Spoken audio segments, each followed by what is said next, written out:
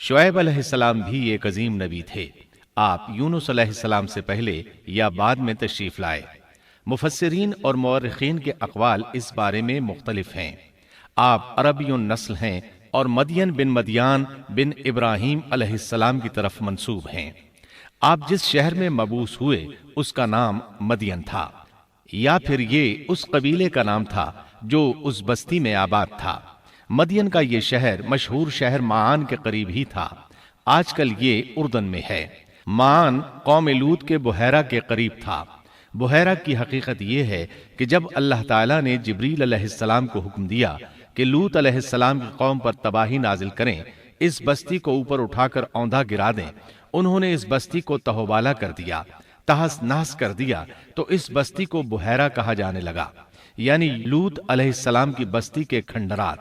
یہ بحیرہ بحر مردار کے قریب ہی واقع ہے۔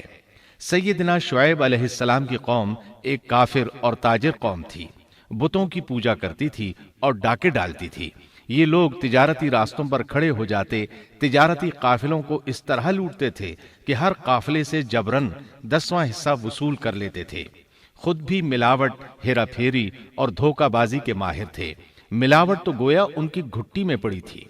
تمام انبیاء کرام علیہم السلام کی ذمہ داری ہوتی ہے کہ لوگوں کو خالص اللہ کی عبادت کی طرف بلائیں، درست اعمال اور صحیح عقائد کی طرف ان کی رہنمائی کریں۔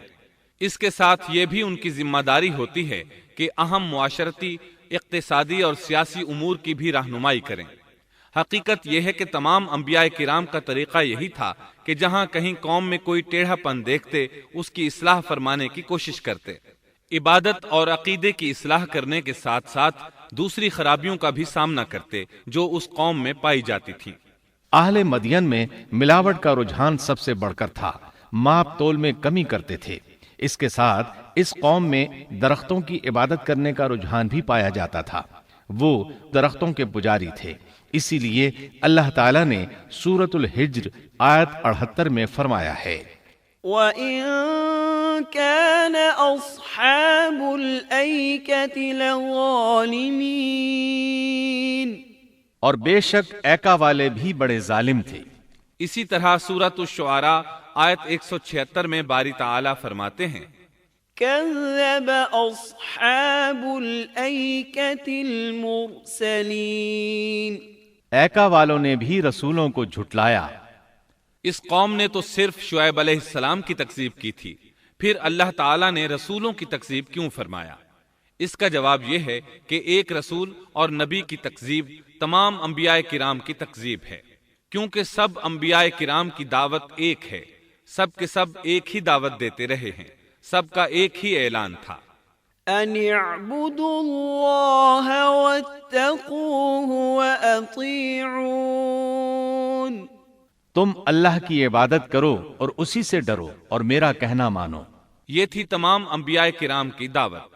اللہ سورۃ الاعراف آیت 59 میں فرماتے ہیں، اعبدوا اللہ ما لکم من الہ غیرہ، تم اللہ کی عبادت کرو، اس کے سوا تمہارا کوئی معبود نہیں۔ مطلب یہ کہ تمام انبیاء کی دعوت ایک ہی تھی۔ اب جو آدمی صرف ایک نبی کو جھٹلاتا ہے، اس کی تعلیمات سے کفر کرتا ہے، تو گویا وہ سب کو جھٹلاتا ہے، سبھی کی تعلیمات سے انکار کرتا ہے۔ یہی وجہ ہے کہ اللہ تعالیٰ نے فرمایا، ایکا والوں نے رسولوں کو جھٹلایا، باوجود اس کے کہ انہوں نے صرف ایک رسول کو جھٹلایا تھا۔ شعیب علیہ السلام نے قوم کو دعوت دینی شروع کی۔ اللہ تعالیٰ سورہ اعراف آیت 85 میں فرماتے ہیں، وَإِلَى مَدْيَنَ أَخَاهُمْ شُعَيْبًا قَالَ يَا قَوْمِ اعْبُدُوا اللَّهَ مَا لَكُمْ مِنْ إِلَٰهٍ غَيْرُهُ قَدْ جَاءَتْكُمْ بَيِّنَةٌ مِّن رَّبِّكُمْ، اور ہم نے مدین کی طرف ان کے بھائی شعیب کو بھیجا، انہوں نے فرمایا، اے میری قوم، تم اللہ کی عبادت کرو، اس کے سوا تمہارا کوئی معبود نہیں، تمہارے پاس تمہارے پروردگار کی طرف سے واضح دلیل آ چکی ہے۔ سب کے سب انبیاء کرام معجزات کے ساتھ تشریف لائے ہیں۔ اگر معجزات نہ ہوتے تو لوگوں کو کیسے پہچان ہوتی کہ وہ حق پر ہیں؟ معجزات نہ ہوتے تو ہم ایک سچے نبی اور نبوت کے جھوٹے مدعی کے درمیان فرق کیسے کر سکتے تھے؟ نبی برحق تو معجزات لے کر آتا ہے، دنیا میں کوئی نبی ایسا نہیں آیا جو معجزات لے کر نہ آیا ہو۔ معجزے کی تعریف میں علماء لکھتے ہیں، المعجزة أمر خارق للعادة شيء لا يستطيعه البشر وليس من صنع البشر۔ معجزہ اس خلاف عادت امر کو کہتے ہیں جو انسانوں کی طاقت سے بالا ہو اور اس میں کسی آدمی کا عمل دخل نہ ہو، یعنی جس کو پیش کرنے سے انسان عاجز ہوں۔ عاجز کرنے والی وہی چیز ہوتی ہے جو زمینی قوانین اور ضوابط کے خلاف ہو، مثلا مردوں کا زندہ کرنا، پہاڑوں کو چیر کر اونٹنی کا نکل آنا، لاٹھی کا سانپ بن جانا، چاند کا 2 ٹکڑے ہونا اور دیگر معجزات۔ مختصر یہ کہ جو نبی دنیا میں تشریف لائے کوئی نہ کوئی معجزہ ضرور ساتھ لائے تاکہ لوگ ان کی سچائی پر ایمان لے آئیں۔ اگر کوئی شخص نبوت کا دعویٰ کرے اور ہاتھ کی صفائی سے کوئی شعبدہ دکھائے تو وہ معجزہ نہیں ہے۔ معجزہ ہونے کے لیے چند شرائط ہیں۔ نمبر 1، وہ کام خلاف عادت ہو، قوانین فطرت کو توڑنے والا ہو۔ نمبر 2، اس کام کو اللہ کسی نبی یا رسول کے ہاتھوں پر ظاہر کرے۔ نمبر 3، عورتوں سے ظاہر نہ ہو، اس لیے کہ انبیاء سب کے سب مرد تھے۔ اللہ تعالیٰ سورہ یوسف آیت 109 میں فرماتے ہیں، وما أرسلنا من قبلك إلا رجالا۔ آپ سے پہلے ہم نے جتنے رسول بھیجے سب مرد ہی تھے۔ نمبر 4، اس معجزے سے وہ دوسروں کو چیلنج بھی کرے کہ مخالفین میں سے کوئی ایسا کر کے دکھائے، چاہے سب مل کر دکھائیں، مطلب یہ کہ وہ معجزہ سب کے لیے چیلنج ہو۔ شعیب علیہ السلام نے بھی اپنے معجزے کے ذریعے اپنی قوم کو چیلنج کیا۔ اللہ تعالیٰ ان کی زبان سے سورہ آراف آیت 85 میں فرماتے ہیں، قد جاءتكم بينة من ربكم۔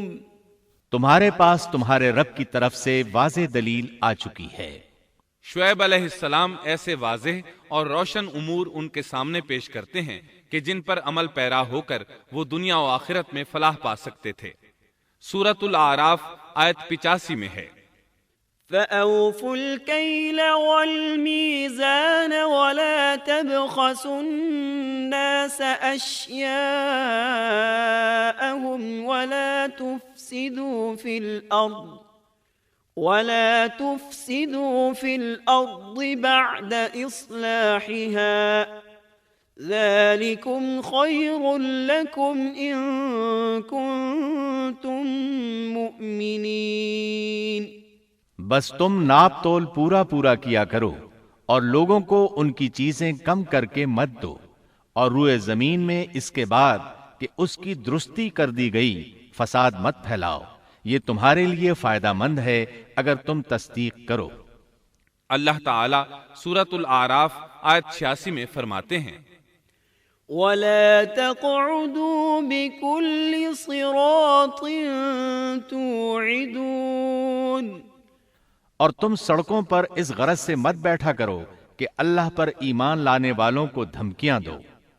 مطلب یہ کہ تمام تجارتی راستوں میں کٹوتیاں کرنے کے لیے نہ بیٹھا کرو، اگر وہ تمہیں رقوم ادا نہیں کرتے تو تم انہیں دھمکیاں دیتے ہو، جیسا کہ سورۃ الاعراف آیت 86 میں ہے، وَلَا تَقْعُدُوا بِكُلِّ صِرَاطٍ تُوعِدُونَ وَتَصُدُّونَ عَن سَبِيلِ اللَّهِ مَنْ آمَنَ بِهِ وَتَبْغُونَهَا عِوَجًا۔ اور تم سڑکوں پر اس غرض سے نہ بیٹھو کہ اللہ پر ایمان لانے والوں کو دھمکیاں دو اور اللہ کی راہ سے روکو اور اس میں کجی تلاش کرنے میں لگے رہو۔ اللہ تعالیٰ سورۃ الاعراف آیت 86 میں فرماتے ہیں، وَاذْكُرُوا إِذْ كُنتُمْ قَلِيلًا فَكَثَّرَكُمْ۔ اور اس حالت کو یاد کرو جبکہ تم کم تھے، پھر اللہ نے تمہیں زیادہ کر دیا۔ ان کی تعداد بالکل تھوڑی سی تھی، اللہ نے بڑی تیزی سے ان کی تعداد میں اضافہ کر دیا، لیکن جب انہوں نے شعیب علیہ السلام کی بات کو نہ مانا تو ان کا انجام کیا ہوا؟ اللہ تعالیٰ سورۃ الاعراف آیت 86 میں فرماتے ہیں، وانظروا كيف كان عاقبة المفسدين، اور دیکھو کیسا انجام ہوا فساد کرنے والوں کا۔ لوط علیہ السلام کی قوم چونکہ ان کے قریب ہی تھی، اس لیے ان کے انجام سے ڈرایا جا رہا ہے۔ قوم لوط کا واقعہ ان کے ہاں مشہور تھا۔ شعیب علیہ السلام کی دعوت کا تذکرہ سورہ ہود آیت 88 میں ہے کہ شعیب علیہ السلام نے اپنی قوم کو مخاطب کر کے فرمایا، ان اريد الا الاصلاح ما استطعت، میرا ارادہ تو اپنی طاقت بھر اصلاح کرنے ہی کا ہے۔ دائی حضرات پر صرف اپنی بساط کے مطابق پیغام پہنچا دینا ہوتا ہے۔ لوگوں کو ایمان لانے پر مجبور کرنا انبیاء اور دائی حضرات کے مشن میں شامل نہیں ہے۔ اللہ تعالیٰ سورۃ الغاشیہ آیت 22 میں فرماتے ہیں، لست عليهم بمسيطر، آپ ان پر محاسب نہیں ہیں۔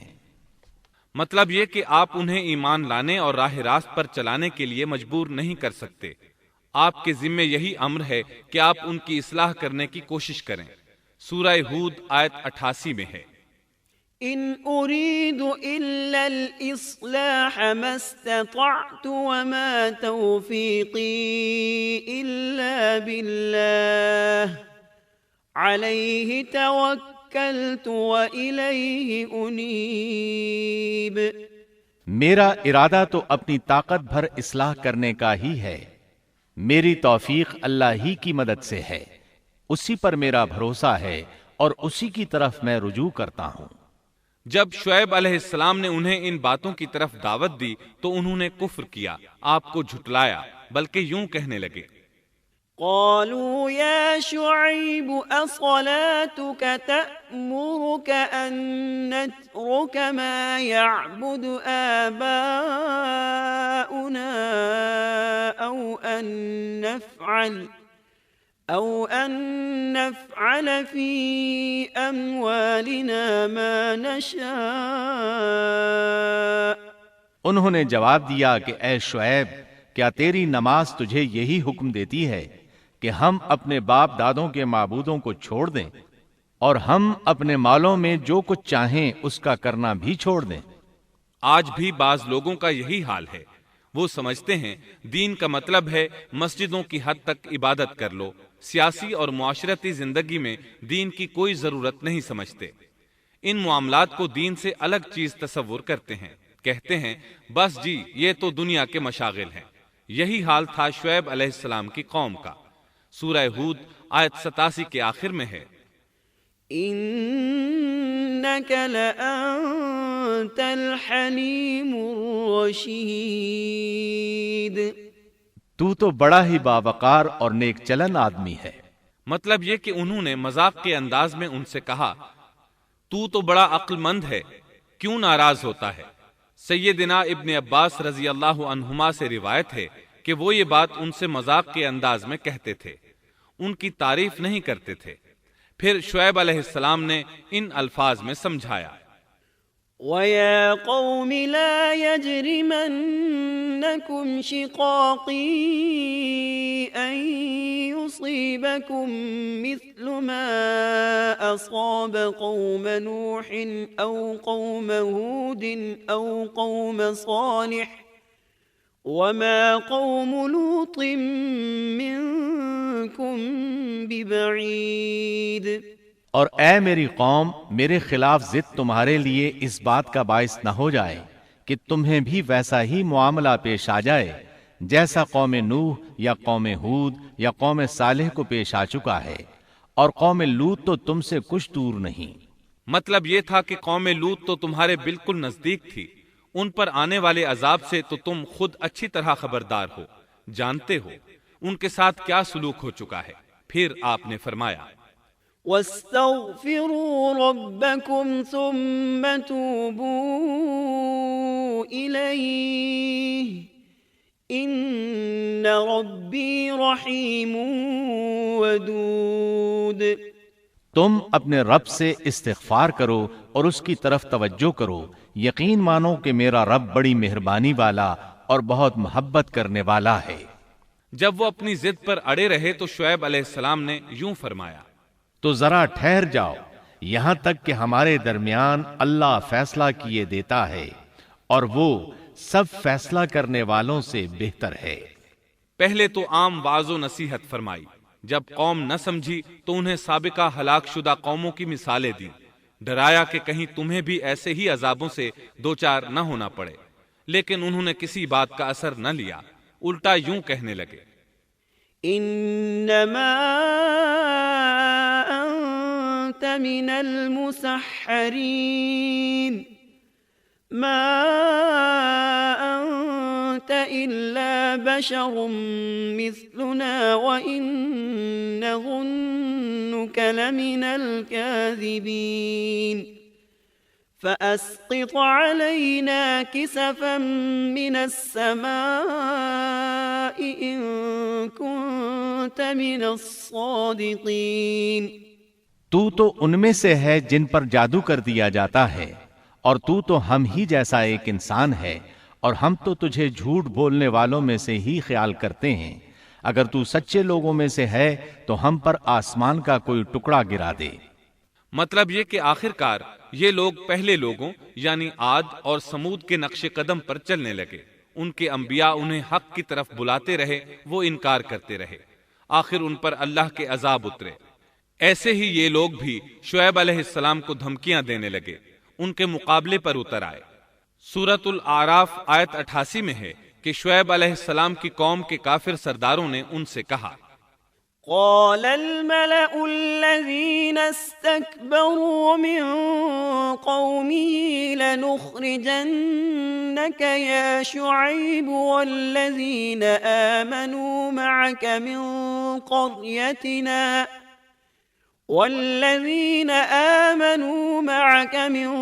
قريتنا أو لتعودن في ملتنا قال اولو كنا كارهين۔ ان کی قوم کے متکبر سرداروں نے کہا، اے شعیب، ہم آپ کو اور جو آپ کے ہمراہ ایمان والے ہیں انہیں اپنی بستی سے نکال دیں گے، یا یہ کہ تم ہمارے مذہب میں پھر آ جاؤ۔ شعیب نے جواب دیا، کیا ہم تمہارے مذہب میں آ جائیں؟ گو ہم اس کو مکروہ ہی سمجھتے ہوں۔ قوم کے سردار تکبر کرتے ہوئے مزید کہنے لگے کہ اگر تو اپنی دعوت پر اڑا رہا تو ہم تجھے مدین سے نکال دیں گے۔ جواب میں شعیب علیہ السلام نے کہا، اگر عذاب سے بچنا ہے تو میری بات مان لو۔ انہوں نے نہ صرف آپ کی بات ماننے سے انکار کر دیا بلکہ ان کا مذاق بھی اڑانے لگے۔ اس کا ذکر سورہ ہود آیت 91 میں آیا ہے۔ قالوا يا شعيب ما نفقه كثيرا مما تقول۔ انہوں نے کہا، اے شعیب، تیری اکثر باتیں تو ہماری سمجھ ہی میں نہیں آتی۔ شعیب علیہ السلام نے انہیں پھر سمجھایا تو وہ بولے، قالوا يا شعيب ما نفقه كثيرا مما تقول وإنا لنراك فينا ضعيفا ولولا رهطك لرجمناك وما أنت علينا بعزيز۔ اے شعیب، تیری اکثر باتیں تو ہماری سمجھ ہی میں نہیں آتی، اور ہم تو تجھے اپنے اندر بہت کمزور پاتے ہیں۔ اگر تیرے قبیلے کا خیال نہ ہوتا تو ہم تجھے سنسار کر دیتے، اور ہم پر تمہارا دباؤ تو ہے ہی نہیں۔ اس پر آپ نے فرمایا، یا قوم ارہطی اعز علیکم من اللہ۔ اے میری قوم کے لوگوں، کیا تمہارے نزدیک میرے قبیلے کے لوگ اللہ سے بھی زیادہ عزت والے ہیں؟ مطلب یہ کہ تم میری قوم قبیلے سے تو ڈرتے ہو لیکن اللہ تعالیٰ کا تمہیں کچھ بھی ڈر نہیں۔ اس موقع پر انہوں نے اپنی قوم کو یوں خبردار کیا، وَيَا قَوْمِ اعْمَلُوا عَلَى مَكَانَتِكُمْ إِنِّي عَامِلٌ سَوْفَ تَعْلَمُونَ مَنْ يَأْتِيهِ عَذَابٌ يُخْزِيهِ وَمَنْ هُوَ كَاذِبٌ وَارْتَقِبُوا إِنِّي مَعَكُمْ رَقِيبٌ۔ اے میری قوم، اب تم اپنی جگہ عمل کیے جاؤ، میں بھی عمل کر رہا ہوں۔ بہت جلد تمہیں معلوم ہو جائے گا کہ کس کے پاس وہ عذاب آتا ہے جو اسے رسوا کر دے اور کون ہے جو جھوٹا ہے۔ تم بھی انتظار کرو، میں بھی تمہارے ساتھ انتظار کرتا ہوں۔ پھر آپ نے دعا فرمائی، اے اللہ میرے اور میری قوم کے درمیان فیصلہ کر دے۔ ادھر قوم کے لوگ انہیں بستی سے نکالنے اور سنسار کرنے کی دھمکیاں دینے لگے۔ آپ کی دعا کے الفاظ سورہ اعراف آیت 99 میں آئے ہیں۔ ربنا افتح بیننا وبین قومنا بالحق وانت خیر الفاتحین۔ اے ہمارے پروردگار، ہمارے اور ہماری قوم کے درمیان حق کے موافق فیصلہ کر دے، اور تو سب سے اچھا فیصلہ کرنے والا ہے۔ آخر کار فیصلے کی گھڑی آ پہنچی۔ اللہ تعالیٰ نے سیدنا شعیب علیہ السلام اور ان پر ایمان لانے والوں کو نجات عطا فرمائی، اور ان کی قوم پر عجیب و غریب عذاب نازل ہونا شروع ہوا، اور عذاب صرف ایک ہی قسم کا نہیں تھا، کئی نوعیتوں اور شکلوں میں آیا۔ اللہ سبحانہ و تعالی ہمیں اپنی قدرت کی نشانیاں دکھاتے ہیں کہ قوم عاد کس طرح تند و تیز ہواؤں سے تباہ کی گئی، جبکہ شعیب علیہ السلام کی قوم کو اس کے بالکل برعکس عذاب دیا گیا۔ اللہ تعالیٰ نے ہوا کو روک لیا، حالت ایسی ہو گئی کہ ہوا بالکل نہ چلی، گرمی اور حرارت تیز ہو گئی۔ پھر اللہ تعالیٰ نے بستی سے باہر ایک بادل بھیجا، اس کے نیچے سایہ تھا، بچے، بوڑھے، جوان اور عورتیں سبھی اس سائے میں جگہ پانے کے لیے بھاگے تاکہ گرمی سے بچ سکیں۔ آخر بادل کے نیچے پہنچ کر بیٹھ گئے۔ جو ہی سب وہاں پہنچ کر بیٹھے، ان کے نیچے کی زمین ہلنے لگی، ہچکولے کھانے لگی، یہاں تک کہ زلزلہ شروع ہو گیا۔ سب گھٹنوں کے بل گرتے چلے گئے۔ اسی وقت جبریل علیہ السلام تشریف لائے اور ایسی زوردار چیخ ماری کہ اس چیخ کی شدت کی تاب نہ لاتے ہوئے سب کے سب وہیں ڈھیر ہو گئے۔ اللہ تعالیٰ سورۃ الشعراء آیت 189 میں فرماتے ہیں، فَأَخَذَهُمْ عَذَابُ يَوْمِ الظُّلَّةِ، پس انہیں سائبان والے دن کے عذاب نے پکڑ لیا۔ جب انہوں نے سائے اور ہوا کو گم پایا تو بادل کو دیکھتے ہی اس کے سائے کی طرف لپکے، لیکن اس میں تو عذاب تھا، اور انہوں نے یہی تو کہا تھا، فَأَسْقِطْ عَلَيْنَا كِسَفًا مِّنَ السَّمَاءِ إِن كُنتَ مِنَ الصَّادِقِينَ۔ اگر تم سچے لوگوں میں سے ہو تو ہم پر آسمان کا کوئی ٹکڑا گرا دو۔ بس اللہ تعالیٰ نے آسمان سے ایسا ہی عذاب بھیج دیا۔ اللہ سورہ اعراف آیت 91 میں فرماتے ہیں، فَأَخَذَتْهُمُ الرَّجْفَةُ فَأَصْبَحُوا فِي دَارِهِمْ جَاثِمِينَ۔ پس انہیں زلزلے نے آ پکڑا، سو وہ اوندھے کے اوندھے پڑے رہ گئے۔ اللہ تعالیٰ مزید فرماتے ہیں، سورہ ہود آیت 94 تا 95 میں ہے، وَلَمَّا جَاءَ أَمْرُنَا نَجَّيْنَا شُعَيْبًا وَالَّذِينَ آمَنُوا مَعَهُ بِرَحْمَةٍ مِّنَّا وَأَخَذَتِ الَّذِينَ ظَلَمُوا الصَّيْحَةُ فَأَصْبَحُوا فِي دِيَارِهِمْ جَاثِمِينَ كَأَن لَّمْ يَغْنَوْا فِيهَا أَلَا بُعْدًا لِّمَدْيَنَ كَمَا بَعِدَتْ ثَمُودُ۔ جب ہمارا عذاب آ پہنچا، ہم نے شعیب کو اور ان کے ساتھ تمام مسلمانوں کو اپنی خاص رحمت سے نجات بخشی، اور ظالموں کو سخت چنگھاڑ نے آ پکڑا جس سے وہ اپنے گھروں میں اوندھے پڑے رہ گئے، گویا کہ وہ ان گھروں میں کبھی بسے ہی نہ تھے۔ آگاہ رہو، مدین والوں کے لیے بھی ویسی ہی پھٹکار ہے جیسی پھٹکار سمود پر پڑی۔ شعیب علیہ السلام اور ان پر ایمان لانے والے ان لوگوں سے دور کھڑے تھے، وہ ان کی طرف حسرت بھری نگاہوں سے دیکھ رہے تھے۔ سورہ آراف آیت 93 میں ارشاد ربانی ہے، فتولى عنهم وقال يا قوم لقد أبلغتكم رسالات ربي ونصحت لكم فكيف آسى على قوم كافرين۔ اس وقت شعیب ان سے منہ موڑ کر چلے اور فرمانے لگے، اے میری قوم، میں نے تمہیں اپنے پروردگار کے احکام پہنچا دیے اور میں نے تمہاری خیر خواہی کی، پھر میں ان کافر لوگوں پر کیوں رنج کروں؟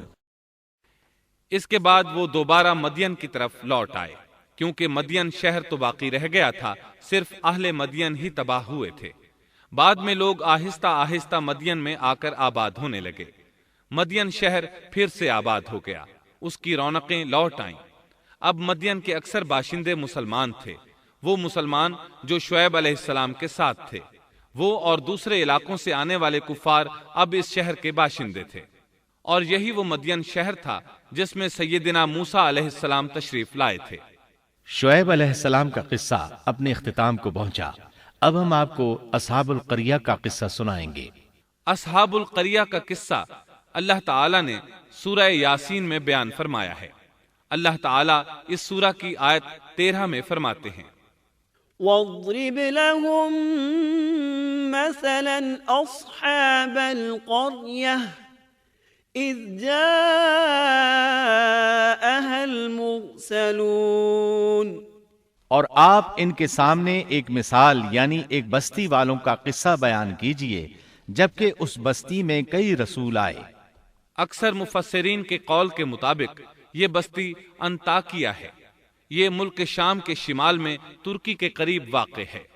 اس بستی میں اللہ تعالیٰ کے رسول تشریف لائے، جیسا کہ سورہ یاسین آیت 14 میں ہے، اذ ارسلنا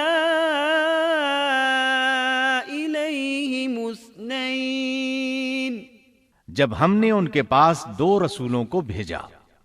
ایک ہی وقت میں 2 نبی دونوں دعوت پیش کرتے ہیں، لیکن ہوا کیا؟ اللہ فرماتے ہیں، فَكَذَّبُوهُمَا فَعَزَّزْنَا بِثَالِثٍ فَقَالُوا إِنَّا إِلَيْكُمْ مُرْسَلُونَ۔ سو ان لوگوں نے اول دونوں کو جھٹلایا، پھر ہم نے تیسرے سے تائید کی، سو ان تینوں نے کہا کہ ہم تمہارے پاس بھیجے گئے ہیں۔ مطلب یہ کہ 3 نبی بیک وقت انہیں اللہ کا پیغام سناتے رہے۔ ایک قول کے مطابق ان تینوں کے نام صادق، صدوق اور شلوم تھے، واللہ عالم۔ انہوں نے اپنی قوم کو توحید کی دعوت دینی شروع کی، انہیں ڈرانا شروع کیا اور یہ اعلان بھی کیا، وَمَا عَلَيْنَا إِلَّا الْبَلَاغُ الْمُبِينُ۔ ہمارے ذمے تو صرف واضح طور پر پہنچا دینا ہے۔ تمہیں ہدایت سے سرفراز کرنا ہماری ذمہ داری نہیں، ہدایت صرف اللہ تبارک و تعالی کے اختیار میں ہے۔ ان میں سے کچھ بدبخت لوگ سابقہ بدبخت قوموں کی طرح کہنے لگے، قالوا ما أنتم إلا بشر مثلنا وما أنزل الرحمن من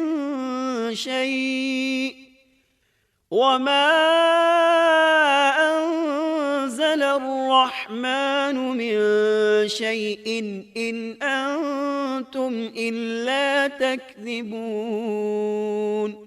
ان لوگوں نے کہا تم تو ہماری طرح معمولی آدمی ہو اور رحمان نے کوئی چیز نازل نہیں کی، تم نرا جھوٹ بولتے ہو۔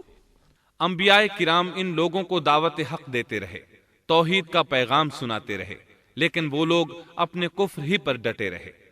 قالوا إنا تطيرنا بكم لئن لم تنتهوا لنرجمنكم وليمسنكم منا عذاب أليم۔ انہوں نے کہا کہ ہم تو تمہیں منحوس سمجھتے ہیں، اگر تم باز نہ آئے تو ہم پتھروں سے تمہارا کام تمام کر دیں گے اور تمہیں ہماری طرف سے سخت تکلیف پہنچے گی۔ پہلے تو انہیں منحوس قرار دیا، پھر سنسار کرنے کی دھمکی دی، سخت سزا کی باتیں کرنے لگے۔ انبیاء نے انہیں جو جواب دیا سورہ یاسین آیت 19 میں اس طرح ہے: قالوا طائركم معكم أئن ذكرتم بل أنتم قوم مسرفون۔ ان رسولوں نے کہا کہ تمہاری نحوست تمہارے ساتھ ہی لگی ہوئی ہے، کیا اس کو نحوست سمجھتے ہو کہ تمہیں نصیحت کی جائے، بلکہ تم حد سے نکل جانے والے لوگ ہو۔ مطلب یہ تھا کہ تم سابقہ قوموں سے بھی آگے بڑھ چکے ہو، ان تمام حدوں کو پھلانگ چکے ہو جن کی وجہ سے سابقہ قومیں تباہ و برباد ہوئیں۔ اب تم نے اس آخری حد کو چھو لیا ہے جس پر عذاب آ جایا کرتا ہے۔ اب بھی وقت ہے، ہماری بات مان لو۔ یہ بحث ہو رہی تھی کہ ایک آدمی وہاں آ پہنچا۔ اس نے خطرہ محسوس کر لیا تھا، جان چکا تھا کہ یہ قوم بھی سابقہ قوموں کی طرح حدود کو پھلانگ چکی ہے۔ اسے عذاب آتا محسوس ہو رہا تھا۔ اکثر مورخین کا کہنا ہے کہ وہ شخص حبیب نجار تھا۔ سورہ یاسین آیت 20 میں ہے: وجاء من أقصى المدينة رجل يسعى۔ اور ایک شخص اس شہر کے آخری حصے سے دوڑتا ہوا آیا۔ وہ شہر کے دور کنارے پر کاروبار کرتا تھا۔ اس نے محسوس کیا کہ عذاب بالکل قریب پہنچ چکا ہے۔ وہ وہاں سے دوڑتا ہوا ان لوگوں تک پہنچا۔ سورہ یاسین آیت 20 اور 21 میں اللہ تعالیٰ فرماتے ہیں: وجاء من أقصى المدينة رجل يسعى قال يا قوم اتبعوا المرسلين اتبعوا من لا يسألكم أجرا وهم مهتدون۔ اور ایک شخص اس شہر کے آخری حصے سے دوڑتا ہوا آیا اور کہنے لگا: اے میری قوم، ان رسولوں کی راہ پر چلو، ایسے لوگوں کی راہ پر جو تم سے کوئی معاوضہ نہیں مانگتے اور وہ راہ راست پر ہیں۔ مطلب یہ کہ رسول تو تمہیں نیکی اور بھلائی کا حکم دیتے ہیں، کسی برائی کا حکم تو نہیں دیتے۔ ان کا اخلاق بھی عظیم ہے، یہ تم سے کسی اجرت کا سوال بھی نہیں کرتے۔ اس کے بعد اس نے جو کہا آیت 22 اور 23 میں مذکور ہے: وما لي لا أعبد الذي فطرني وإليه ترجعون أأتخذ من دونه آلهة إن يردني الرحمن بضر لا تغن عني شفاعتهم شيئا ولا ينقذون۔ اور مجھے کیا ہو گیا ہے کہ میں اس کی عبادت نہ کروں جس نے مجھے پیدا کیا، اور تم سب اسی کی طرف لوٹائے جاؤ گے۔ کیا میں اسے چھوڑ کر ایسوں کو معبود بناؤں کہ اگر رحمان مجھے کوئی نقصان پہنچانا چاہے تو ان کی سفارش مجھے کچھ بھی نفع نہ پہنچا سکے اور نہ وہ مجھے بچا سکیں۔ یہ جھوٹے معبود تو مجھے بچانے یا چھڑوانے کی ذرا بھی طاقت نہیں رکھتے۔ اگر اللہ تعالیٰ مجھے کسی طرح کی تکلیف پہنچانا چاہیں تو یہ میرے کچھ بھی کام نہیں آ سکتے۔ سورہ یاسین آیت 24 اور 25 میں آتا ہے: انی اذا لفی ضلال مبین انی آمنت بربکم فاسمعون۔ پھر تو میں یقیناً کھلی گمراہی میں ہوں، میری سنو، میں تو سچے دل سے تم سب کے رب پر ایمان لا چکا۔ یہ باتیں سن کر قوم کے لوگ غصے میں آ گئے اور کہنے لگے: اچھا، کیا تو بھی ان کے ساتھ ہے؟ غصے میں اس پر پل پڑے اور نیچے زمین پر پٹخ دیا۔ لوگ اسے مارنے پیٹنے، اس کے اوپر چڑھ کر کودنے لگے۔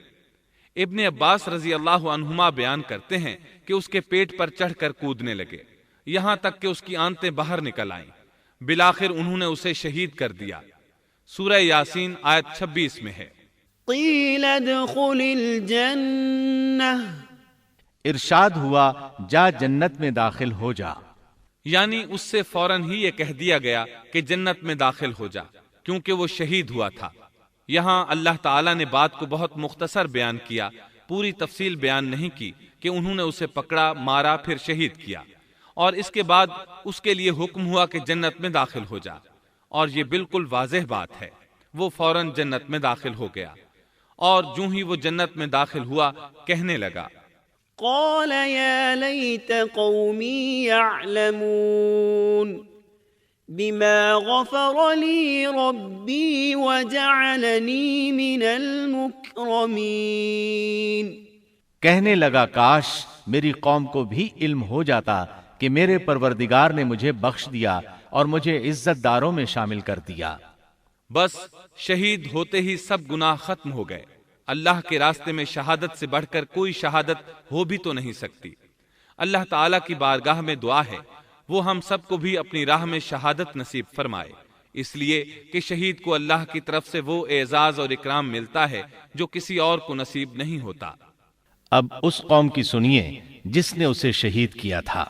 اللہ تعالیٰ سورہ یاسین آیت 28 اور 29 میں فرماتے ہیں، وما انزلنا على قومه من بعده من جند من السماء وما كنا منزلين إن كانت إلا صيحة واحدة فإذا هم خامدون۔